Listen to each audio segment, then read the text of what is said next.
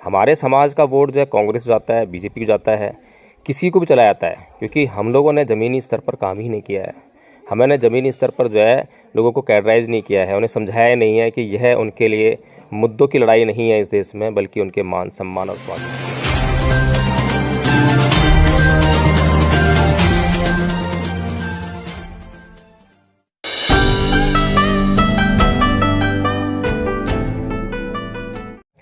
जय भीम, नमो बुद्ध। साथियों, अभी हम लोग राजस्थान में हैं और जैसा कि आप लोगों को पता होगा कि राजस्थान में विधानसभा के चुनाव चल रहे हैं। और यहाँ पर आने के बाद पता लगा, वैसे तो दिल्ली में ही मालूम पड़ गया था, कि चंद्रशेखर आज़ाद ने यहाँ पर एक नेता है यहाँ के, जो है राजस्थान के, बेनीवाल जी, उनकी पार्टी है RLP, उसके साथ में गठबंधन किया है। यहाँ पर आने के बाद जो बात मालूम पड़ी वो यह थी कि जो बेनीवाल जी हैं एक जातिवादी नेता हैं, जाट नेता हैं और जातिवादी मानसिकता के वो शिकार हैं। चंद्रशेखर आज़ाद ने जो यहाँ पर गठबंधन किया है, अगर हम थोड़ा सा सोच विचार करें तो गठबंधन जो है किन्हीं आधारों पर होता है, कुछ न कुछ उसका आधार होना चाहिए। चंद्रशेखर आज़ाद बहुजन समाज की राजनीति करने का दावा करते हैं। बहुजन समाज में भी जो अम्बेडकराइट आंदोलन है उसका नेतृत्व करने का दावा करते हैं।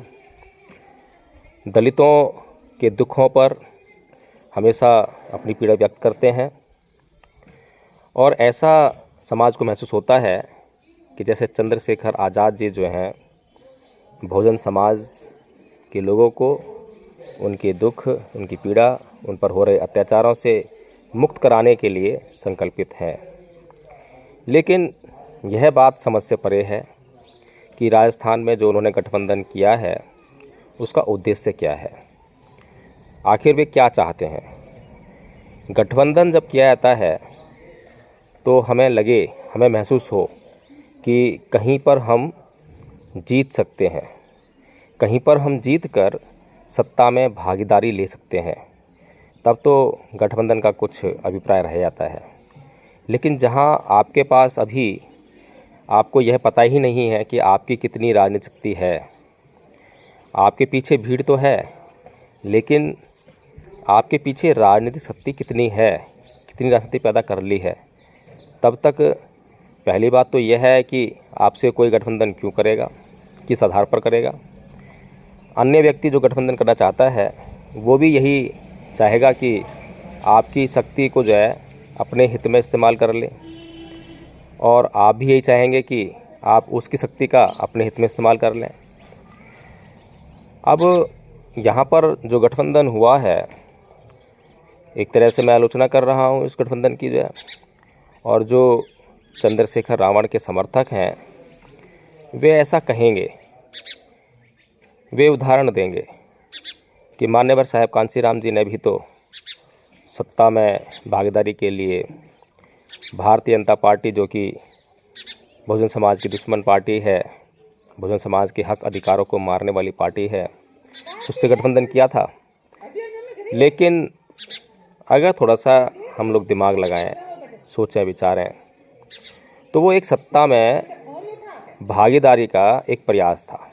वहाँ पर निश्चित था कि कुछ शक्ति हमारे पास है और कुछ शक्ति हम दूसरे से लेकर सत्ता में भागीदारी कर सकते हैं, और सत्ता प्राप्त करने के बाद हम अपने लिए कुछ काम कर सकते हैं।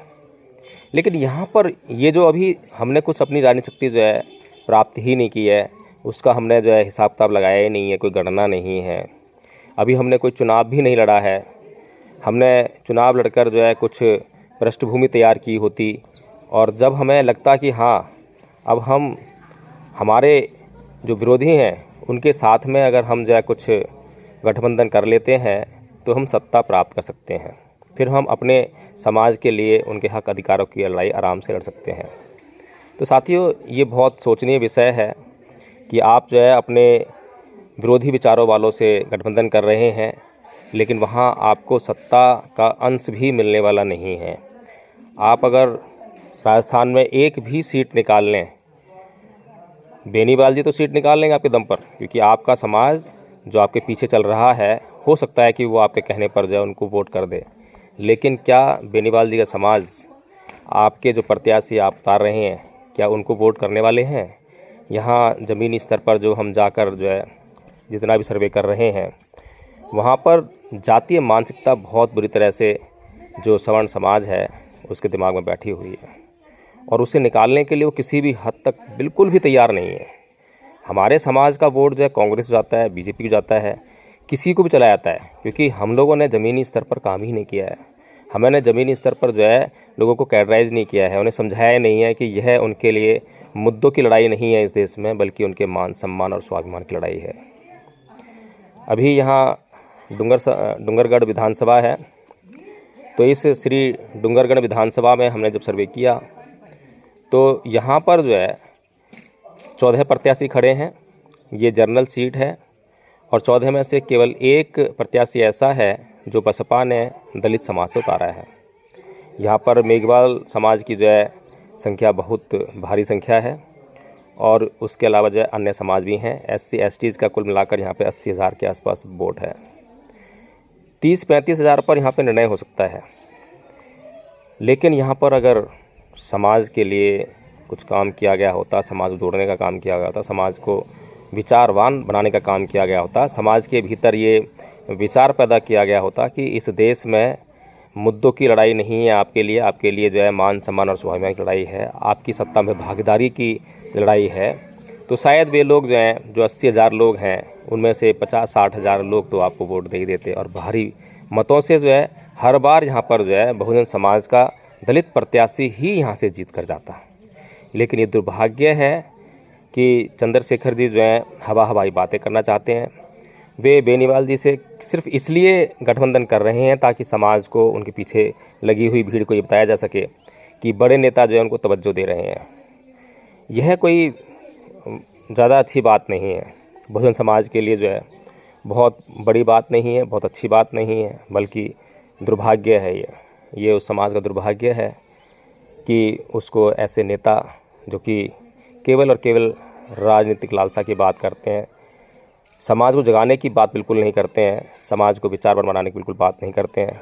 तो साथियों, मैं चाहूँगा कि आप लोग भी इस विचार करें, और मैं लगातार कहता हूँ कि जय भीम प्रकाश कोई बात कह रहा है तो उसको मानने का काम न करें, उस पर विचार करने का काम करें, मंथन करें। यदि आपको कुछ बात समझ में आती है, जो आपको लगता है कि ये एडवोकेट जय भीम प्रकाश जी को बात बतानी चाहिए, समझानी चाहिए, तो कमेंट के माध्यम से मुझे आप अपनी बात बता सकते हैं, समझा सकते हैं। तो विचारवान बनिए, सामर्थ्यवान बनिए, क्योंकि विचारों से ही आप सामर्थ्यवान बनेंगे और कोई दूसरा रास्ता नहीं है। जय भीम, नमो बुद्धाय।